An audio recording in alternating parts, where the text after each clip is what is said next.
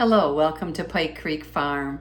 My name is Renee, and if this is your first time here, thank you so much for joining me. I live in the thumb of Michigan, and I like to do videos on canning and baking, and I love vintage recipes and cooking and just life here in the thumb of Michigan. And today we're doing canning, my favorite thing, because it is Canuary 2025.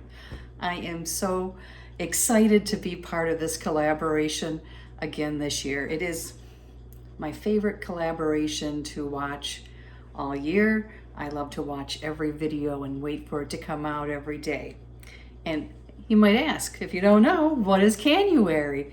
Well, Canuary is a collaboration that was started by Lisa at SuttonsDaze, and she organizes it every year, and every day there's a different canning recipe. Pressure canning, water bath canning, steam canning, meats, veggies, condiments, jams, whatever, all sorts of things to stock your pantry, because that's what we do. We stock our pantry and it makes life easy for us. So this year, Lisa organized it again. On January 31st, she will have a live giveaway.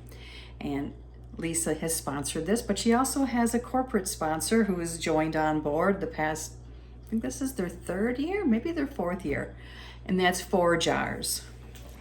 And I don't know if you're familiar with 4 Jars, but if you're not, they're a great company. They're based in Florida and family run, and their lids are amazing, and they're what I'll be using today. And I do have a discount code down below, but I think most of us do, so. But they have all kinds of things, jar openers and rings and towels. I love their towels. But 4 Jars is also a sponsor, and they give away 3 prizes. And the first prize includes one of their pressure canners.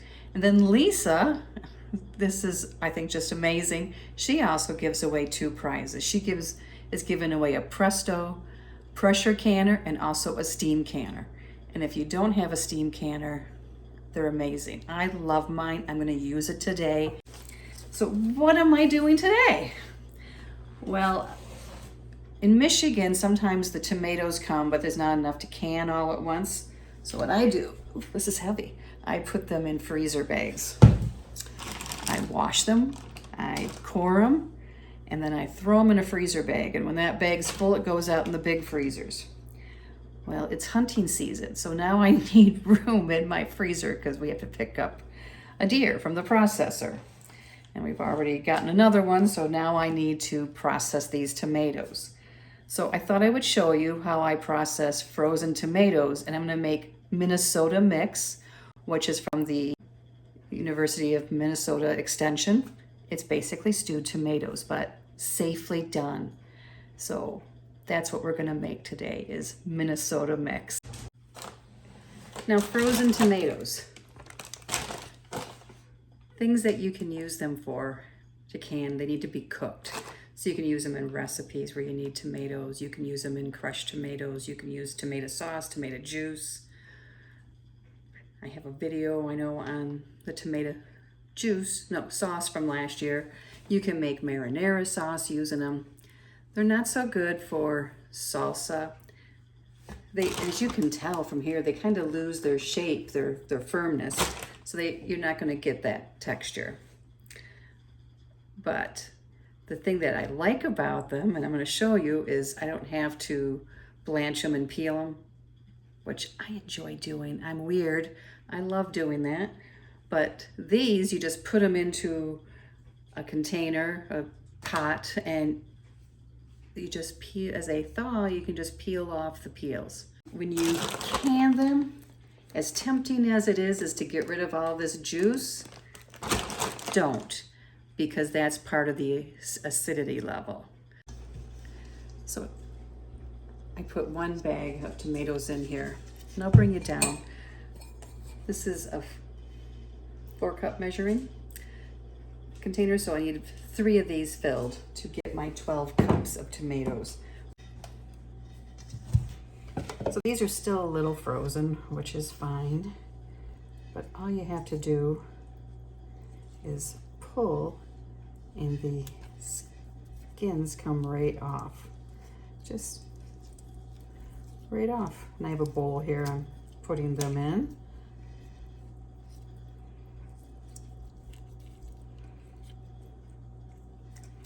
If I was making tomato sauce, I wouldn't measure them out. But because I'm doing this exact recipe, I am.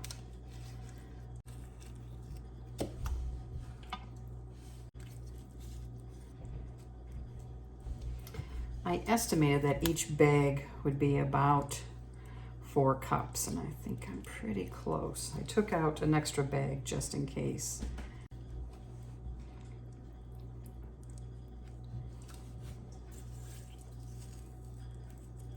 So we're almost done with this bag, and I will dump this container plus the liquid from here into my roaster I have on the stove. That's what I'm going to put everything in. I got out my green pepper, my onion, my celery, and my chopper to chop that stuff up. Now, if you want, you can use any kind of peppers. Peppers are peppers when it comes to canning. It's just a matter of keeping the measurement the same so that you don't make it too low acidic for water bath canning. And this recipe, a single batch, calls for a 1/2 cup of chopped green pepper. But you could use red pepper, yellow pepper. You could use jalapenos or any other spicy peppers. It doesn't have to be green peppers. So you could kind of make like your own rotel type thing using green chilies and tomatoes. If you want to leave out the celery and the onion, you can. You just can't add more of anything, and you can't add ingredients that aren't on this to keep it in the right acidity level. So here's 4 cups going in the roaster here. And I'm going to dump this liquid in there too. So I'm going to grab another bag, and I'm going to do the same thing. I'm going to do that 3 times, and then we will have our 12 cups of tomatoes. And I'll bring you back for the next step then. Okay, here are the tomatoes. I brought them up so they weren't icy anymore. They're not warm yet. They're not warm, but they're not frozen anymore, semi-frozen. So we need a 1/2 cup of chopped green pepper. I'm gonna use the small size chopper. I've washed these green peppers, and now I'm going to chop them up and measure them. And this is loud, I know. So here's my 1/2 cup. See, and I did more. I'll have to eat a salad. You can double this recipe. You can triple it if you wanted. You can make a bunch at once and then can it. If you want to do it in quarts and have, you know, a full canner of quarts, then double it. So then you double these, but keep your measurements. Write it all down so you don't lose track. So I'm going to put this in my pot. Next, we need a 1/2 cup of onion. So I think that will be pretty close to 1/2 an onion. I am using a yellow onion.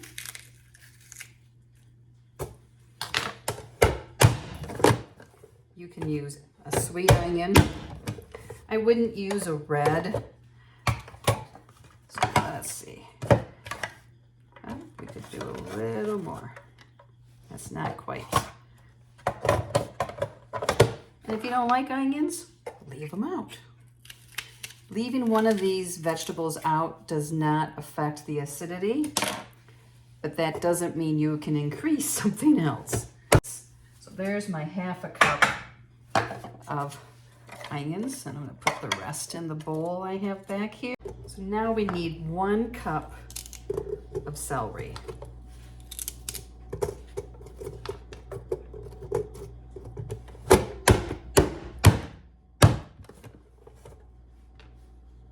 I need to fill this twice because it's 1 cup.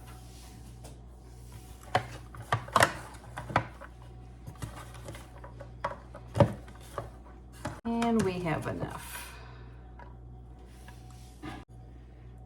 The extras that I chopped, I'll use in a salad later. So I have my canning lids here heated up. I have my steam canner here heated up. So these can turn off. For this recipe, you add the salt right in with these tomatoes, not to each jar, which that was different. So 3 teaspoons of canning salt. And this is optional. So I'm going to stir this in. The lemon juice we will add to each jar.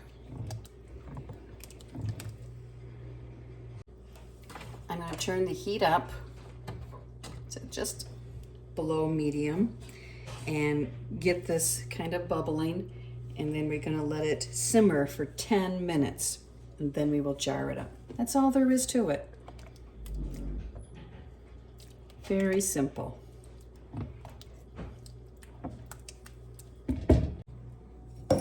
Okay, the timer went off, and here's how it looks. So now we're gonna jar it up. I'm gonna put my funnel in my jar and scoop in the tomatoes, and we wanna have it up to 1/2 inch headspace. So, and we wanna make sure we stir everything up and put it in so it's everything combined, liquid and solids. And we're gonna go up to the 1/2 inch, like I said. And we also need to add 1 tablespoon of lemon juice. And I almost forgot, but add it. Don't forget to add that lemon juice because that guarantees the acidity level is a safe level. You can also use citric acid. I always use the lemon juice. Now you're going to take some paper towel, dampen it, and wipe that edge really good. Make sure you go around it, that there's no little particles there, because that will prevent a seal. 4 jars. Put your flat on. My 4 jar lids were in warm water like they recommend. Just heat them up. And so you put that on, and then your ring, and you don't want to tighten it too tight. Just finger tight. When it stops turning, stop it. You don't want to crank it. And then it's going to go onto the steam canner rack. And here's my second one. And we will keep filling until we get towards the 1/2 inch. And I remembered at this point that I needed to do my lemon juice, and I want to do that before it's full all the way. And then we still need a little bit more of tomatoes in there. And then we stir to debubble and make sure your measurement is correct. Wipe the edge. Put the flat on, and then the ring. And then I'm going to grab another jar. My jars were washed, and then they were kept warm with boiling water in them in the sink. And this time I'm going to add the lemon juice first. And that's what I usually try to do. And scoop in the tomatoes. And I'm going to keep doing this process until all the tomatoes are gone and the canner is full, is my hope. Here's the jars, all on the canner. I'm gonna put the top hat on and get the heat going. Let me get it to, we want this red line to come over to here. And when the steam is coming out the back and it's over to here, then I will set my timer for 40 minutes. Okay, so I have it on.